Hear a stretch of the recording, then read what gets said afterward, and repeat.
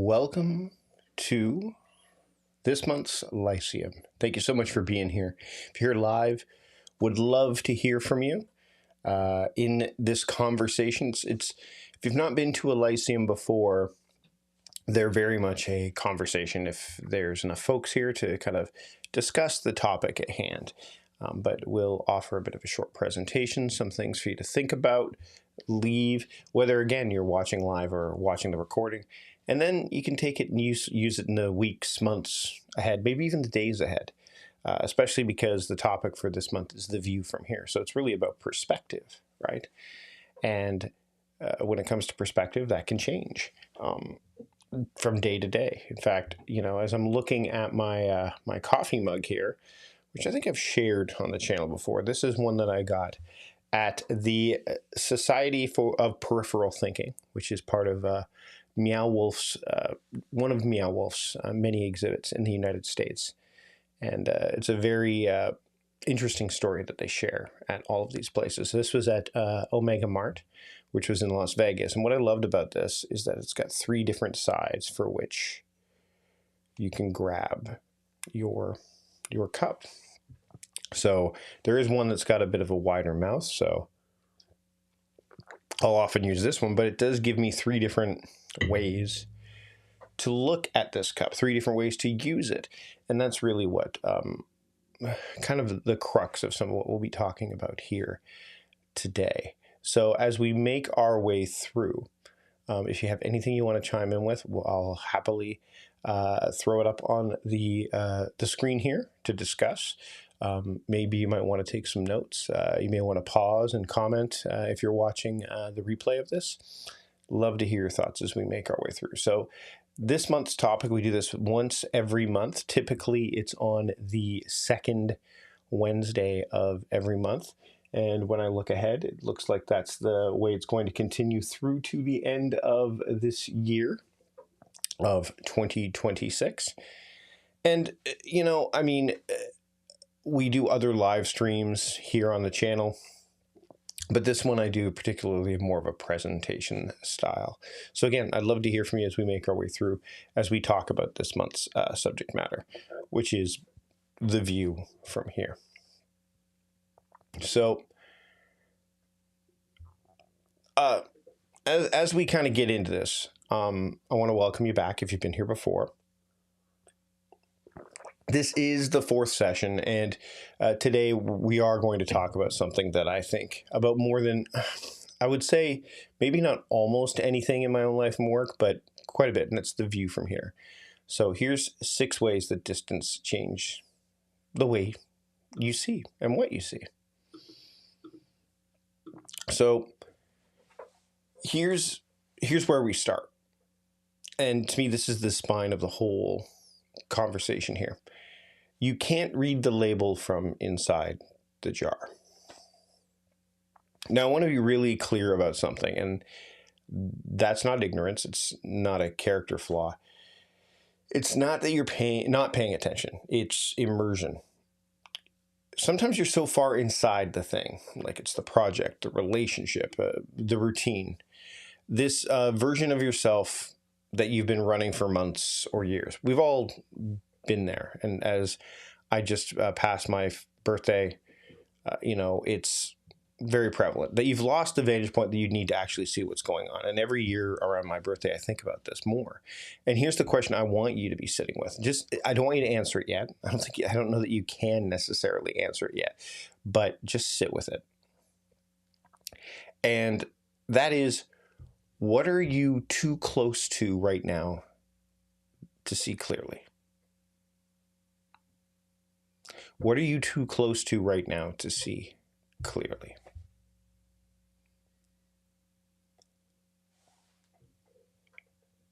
We do have the PDF, by the way, that you can get, the companion PDF that can help you with some of this as we make our way through. So what are you too close to right now to see clearly? There's 3 kinds of distance. So if you're so immersed in something, if that is the problem, then getting some distance is the answer. And there's 3 different kinds of distance. It's not just one thing. There are 3 kinds, and they can each show you something the other 2 can't. So when I talked about days, months, years, that's perspective on time. That's the distance in time.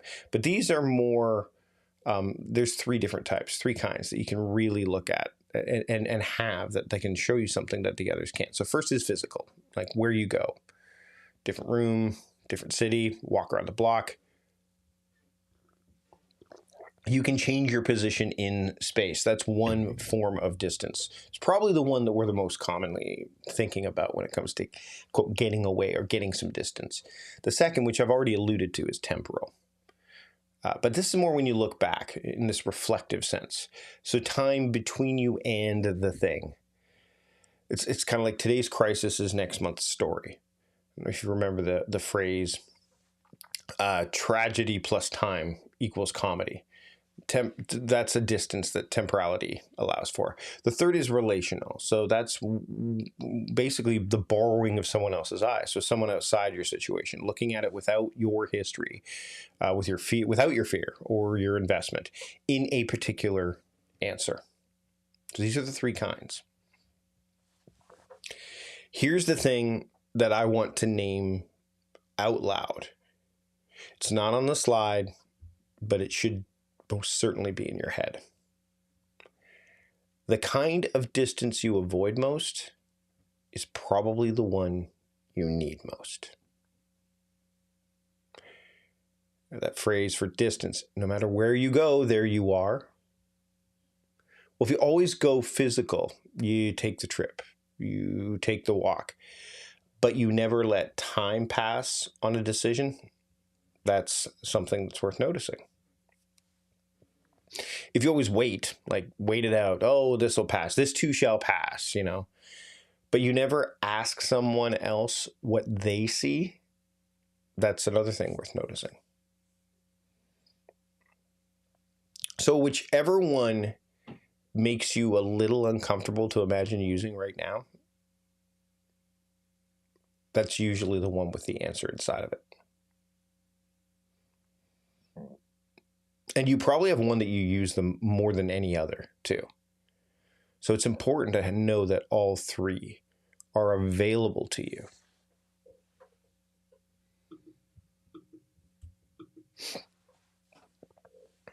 Perspective and escape are not the same thing.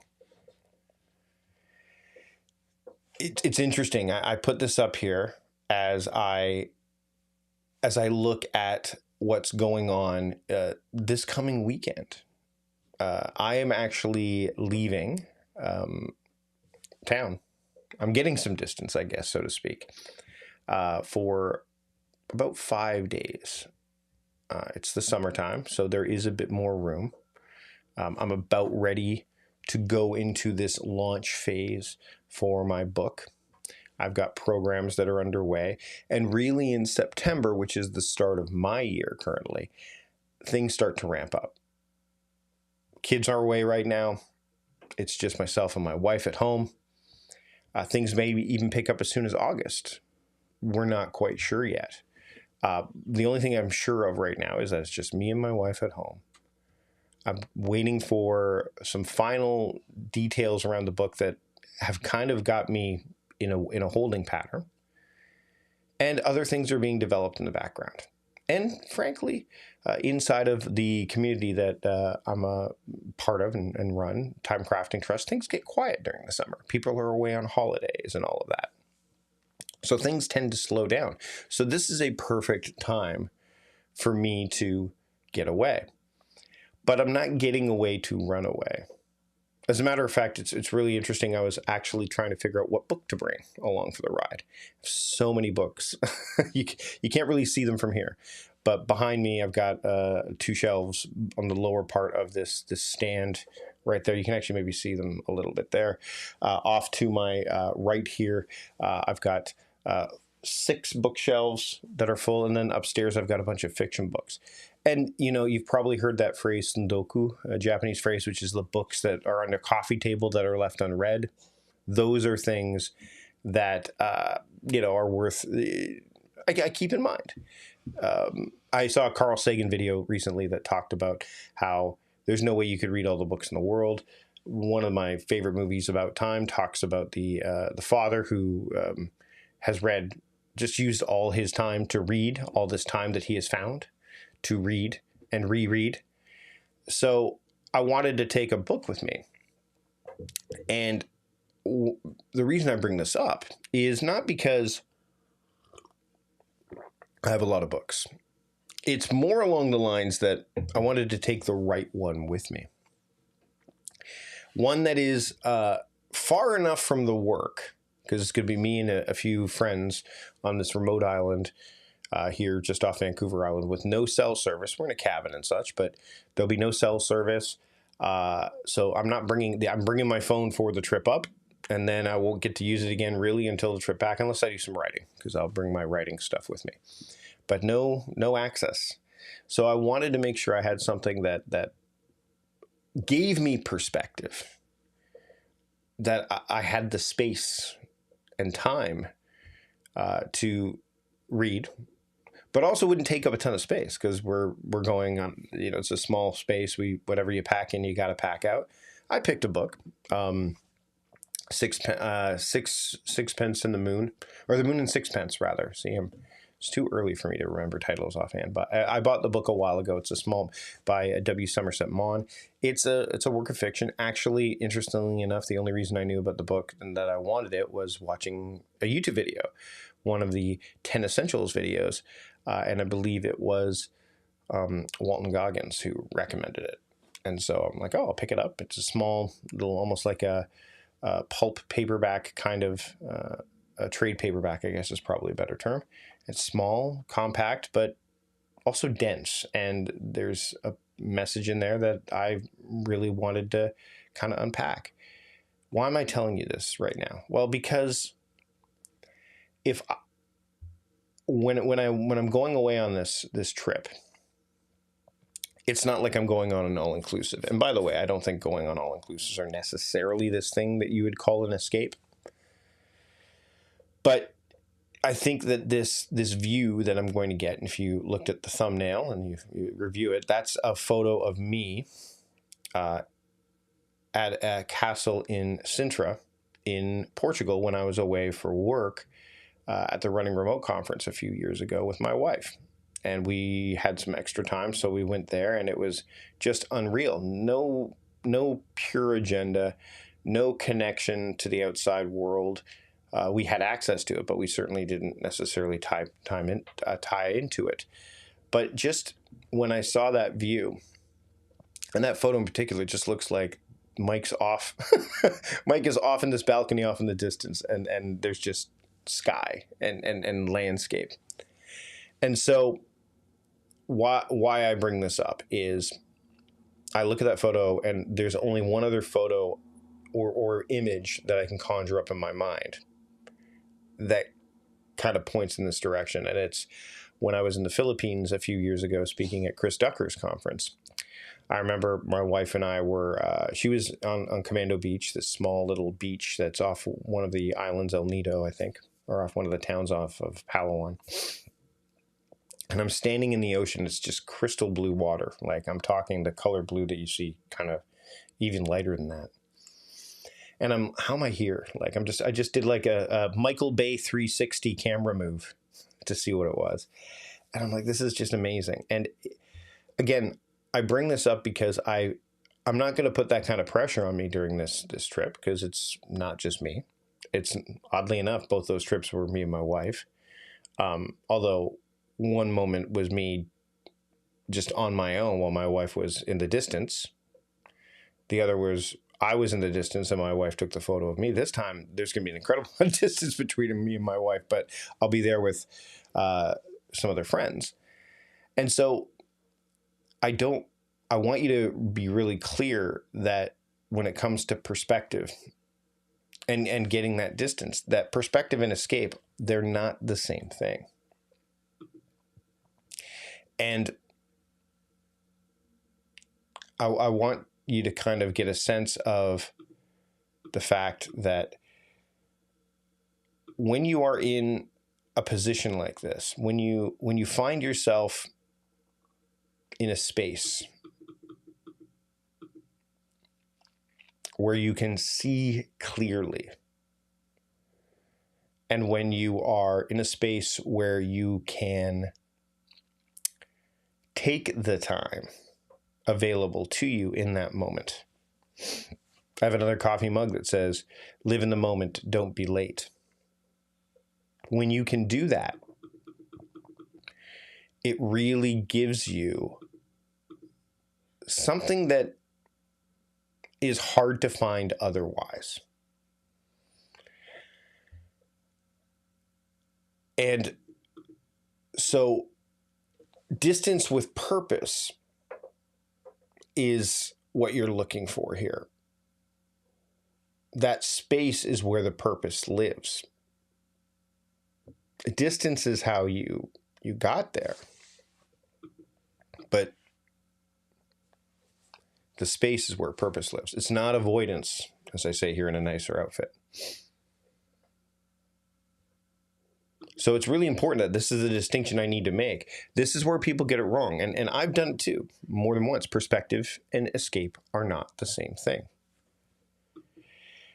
Escape is running from what you're inside of. It feels like relief in the moment because the pressure's gone. But then you come back and nothing's changed because you didn't go looking for anything. You just left. Perspective is different. Again, it's distance with a purpose. You go or you wait in the instance of temporal, or you ask, which is that relational perspective we're talking about. But you go looking for something specific. So again, why am I going away? There's a variety of reasons. And I know that probably something's going to unlock there.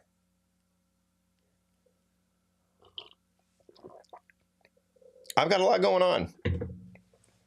I don't necessarily, if I didn't recognize that I needed some distance, then I wouldn't be going. I needed to give the distance a job before I took it. And you need to do the same thing. So before your next trip, before your next break, before you let time pass on something, name what you actually want to see more clearly. And that one decision, just that one decision, is what turns escape into perspective. It's huge.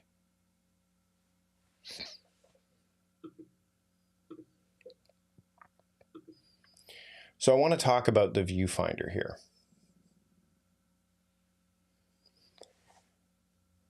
There are 6 ways that distance changes what you are and how to bring the view back to you. Back with you, rather.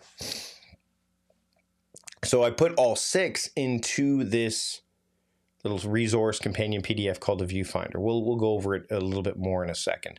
But it is really the full breakdown of how distance changes what you see. And just as important, how you actually bring that view back with you when, the trip or the wait or even the conversation is over. Because perspective you don't carry home is really, it's just a nice memory. And you want to get more out of it than that. So if you want to get this resource, the link is in the description. And I will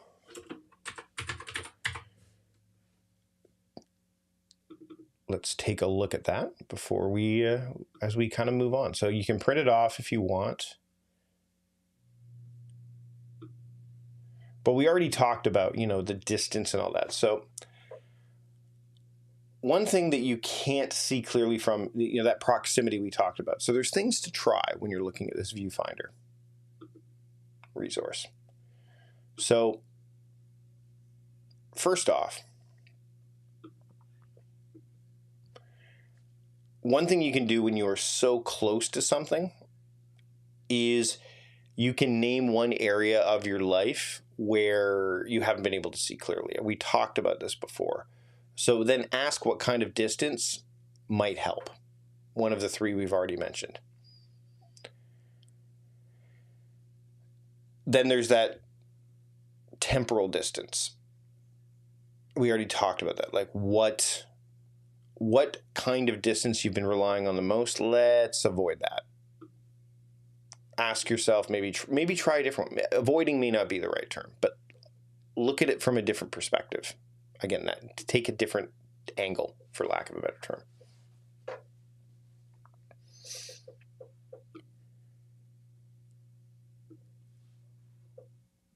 Maybe this will happen to me this weekend with 3 other guys there. There could be a borrowed view. That's number 5 here. A conversation with someone who has no real stake in your answer, in terms of, I mean, they care if they're a friend, but they're not in it, so they can see things a lot more clearly, or the possibility of them seeing it clearly. So you could find one person this week who sees your situation from the outside. Interestingly, I think a lot of people are using AI for this these days. I'm not saying that that's not useful, but don't rely on that, because there's one thing missing from that conversation, and that's the other human. But that could be an example of how you do this. I can tell you that I have used AI to help me get some perspective on things. And more often than not, when you do that, the answer's been there the whole time. I have an example from last night that I'll share before we wrap up.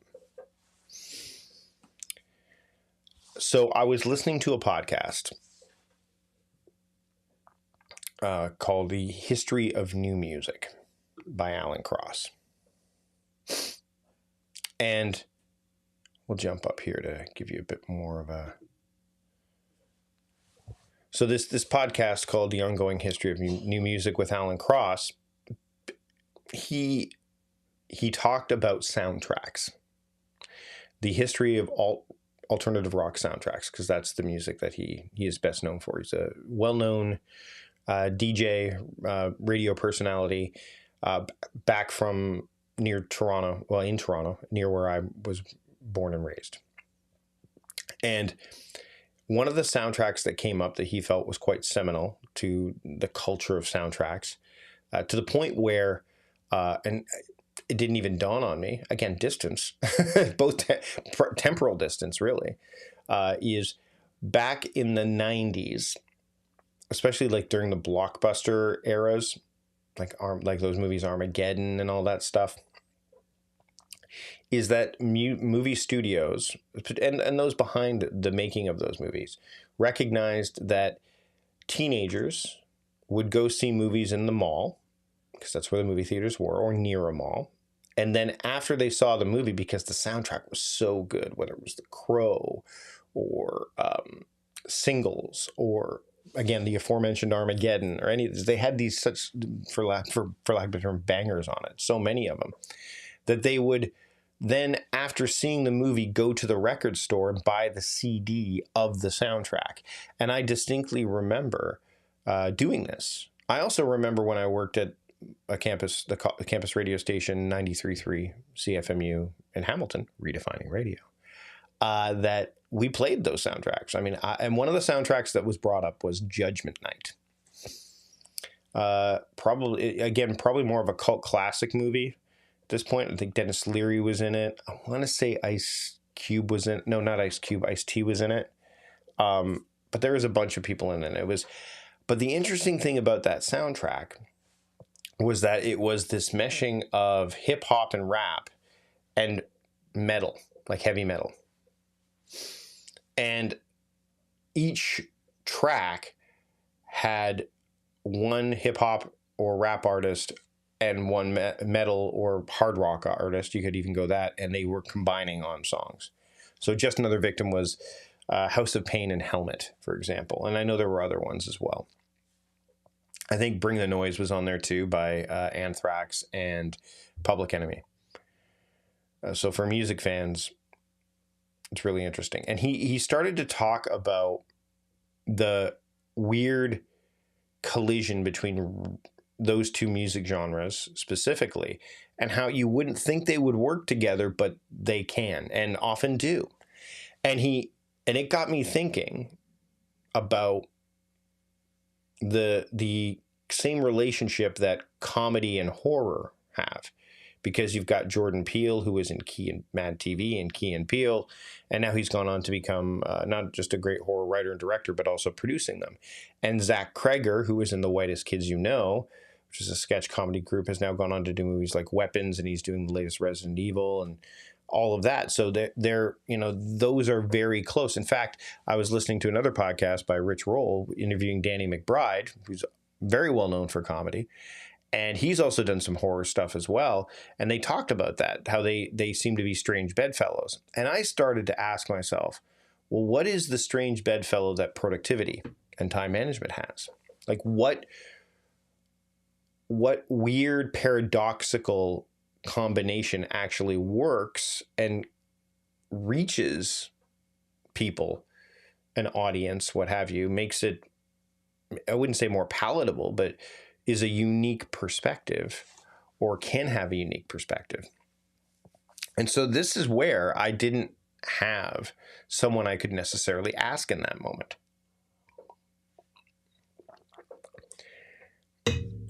And so I decided that this is where I would ask AI, because it's late at night. And I wanted to get that viewpoint. I'm like, well, where could I go with this? And so I asked it to look, and when you've been online as long as I have, there's a significant history of my writing. And I asked it what it thought. It was Claude, actually. And I was very curious as to, I'm just going to look at it right now. Its answer was very interesting. It says, so the question for your realm isn't what's the opposite of productivity, it's what shares productivity's hidden DNA while wearing a completely different costume. Okay, we're back to the suit thing. And it said culture criticism was the interesting one. Music, film, food writing. On the surface, they're enemies, like productivity is optimization and output. Culture is consumption and wasted time. But underneath both are asking the same question: what deserves your finite attention? A great critic and a great productivity thinker are both in the taste business. Curation, discernment, what earns your time. Here's what got me. And here's the part that makes me confident that it's not forced. And when it says, why you don't want to force this, and I even said that, I don't want to force this. It said, you're already doing it instinctively. And it started to go through, it was listing all the stuff that I've written about. The costume productivity usually wears is the spreadsheet. Yours is the record sleeve. That's the collision, and unlike Judgment Night, you don't need a soundtrack deal to make it. You need to stop treating the cultural material as the garnish and start treating it as the co-headliner. Now, here's the thing. I think I've been doing that anyway. I mean, the reason I'm doing these Lyceums is because I watched a documentary on Henry David Thoreau and loved the idea of them. So why do I bring all this up again? Two reasons. Number one, to show you two examples of this distance, the two different types, the three kinds. I use two there. Time, that temporal, because I've been around long enough and I couldn't even see it necessarily, at least not clearly, right? But once that conversation, which is the relational one, happened, that opened up the perspective that I needed to say, oh, you're right. You're already doing it. And it goes back to my origin stories in productivity as well, which started off as a productivity parody guy, doing this Stephen Colbert-esque take on getting things done with effing the dog and then eventualism, which effing stood for efforting, but it was FTD, EFFTD, which was a riff on GTD. So it started there. I started with that collision of like, what if we took this life hacking stuff that was really prevalent when I started this, as Merlin Mann would call it, productivity porn. What if I took that and showed how ridiculous it can be to hack life to death? And this is when I just started.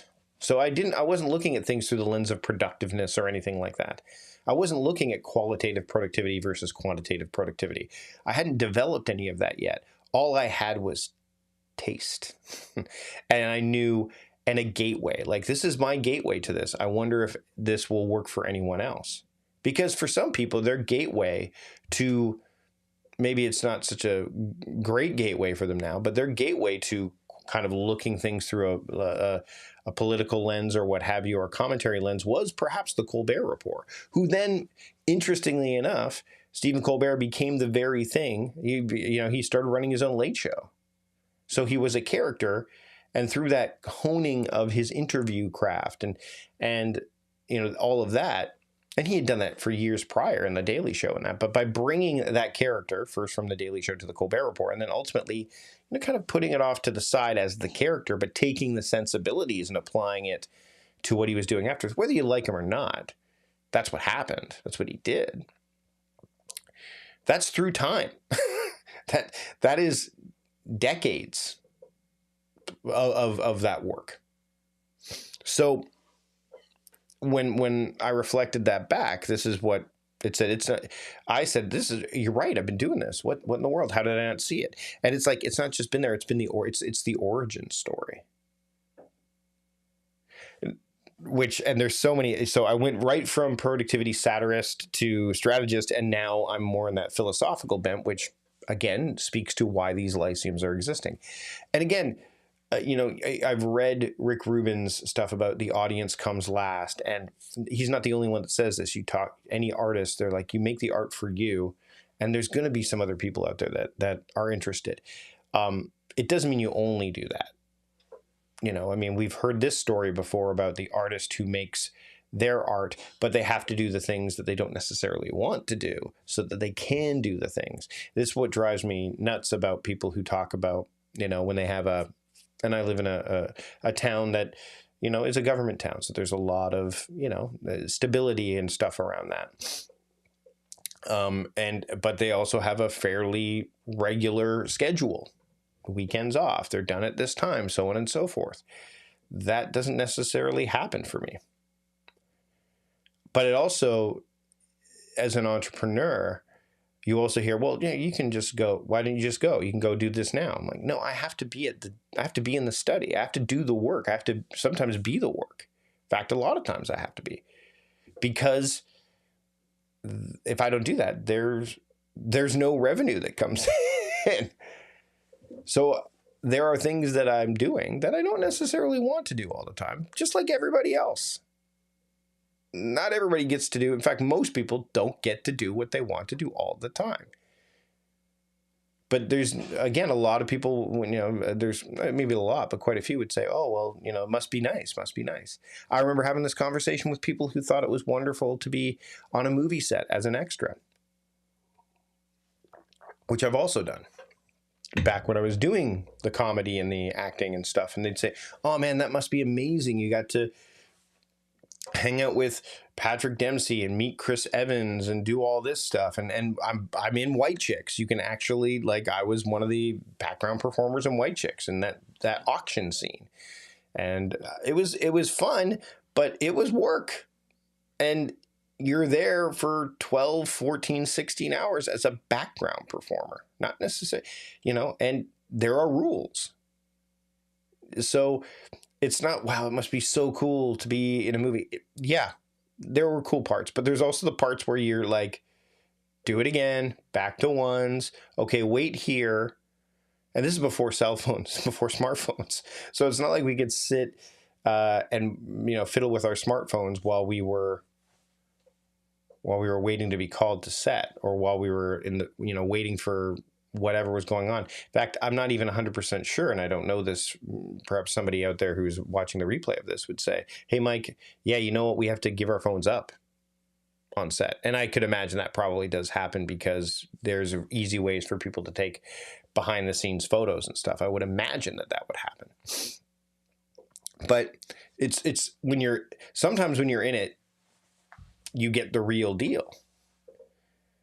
But it's also helpful when you're in it to have somebody else's thoughts around it. Again, circling back to what I was saying about this idea of the collision of culture and productivity, and cultural criticism more specifically, and productivity. Pop culture is probably even more so for me because of the stuff I've written about. You've seen, if you've followed my work, professional wrestling has showed up.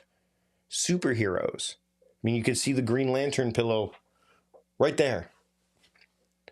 So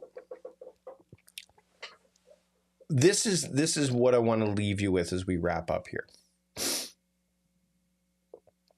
And I'd love to hear your comments. And I read them all. And if you've got some insights in that you want to share, I'd love to hear it. And in the future, if you want to watch, because this is the 4th edition of these Lyceums, and if you're watching the replays, watch them at 1.25 because they can be lengthy. And again, when it comes to these kind of things, there can be some ramblingness, but there's often some, like, it's like when I've gone up to the Yukon with my wife and our kids, and you could go to like one of these streams and you can pan for gold. Likelihood of getting it is rare, depending on where you go, I guess. But you got to sift through stuff to find it anyway. So this could be that. These could be that for you. But take the PDF, work with it.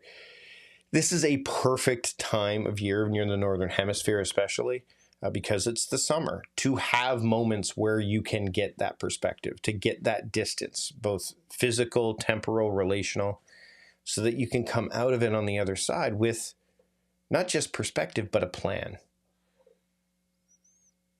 And hopefully that plan is ideally fueled by purpose. And that has happened.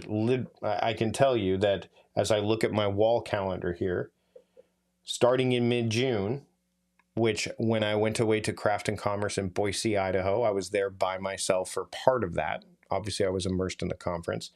But since the 12th of June through to today, which is the 8th of July, 2026, there has been this,